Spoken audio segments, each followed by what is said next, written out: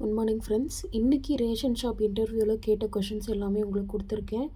Ration shop அப்படின்றது எந்த கலரில் எழுதியிருக்கோன்னா ப்ளூ கலரில் எழுதியிருக்கோம்.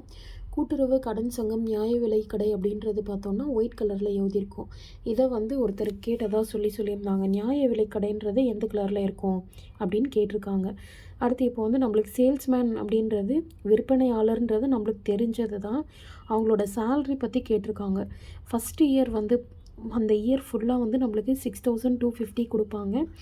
ஆஃப்டர் 1 இயர் தான் 8,600லேருந்து 29,000 வரைக்கும் கொடுக்கறதுக்கான வாய்ப்புகள் இருக்குது. கூட்டுறவு நிறுவனத்தினுடைய பெயர்கள் என்னென்னு கேட்டிருக்காங்க.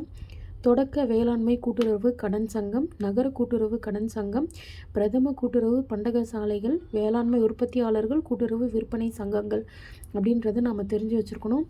கார்டு டைப்பு இதை கேட்க காணும். எத்தனை டைப் இருக்குன்றதை கேட்டிருக்காங்க. நம்மளுக்கு 5 டைப்புன்றது தெரிஞ்சிருந்தால் ஈஸியாக சொல்லிடலாம்.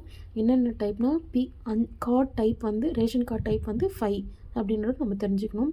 PHHS RICE priority household rice, PHHAAY priority household all other products, NPHH நான் priority household, NPHHS sugar, NPHHNCனா no commodities.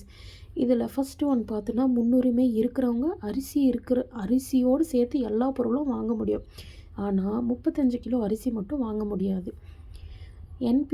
PHHAAY 35 kg rice கொடுப்பாங்க, எல்லா பொருளும் கிடைக்கும். NPHHSனால் இதுவும் அதே தான், 35 kg rice plus all other products.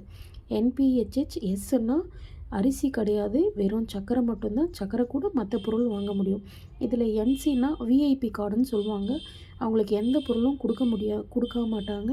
ஆனால் அட்ரஸ் பர்பஸ்க்காக மட்டும் யூஸ் பண்ணிக்க முடியும். தேங்க்யூ.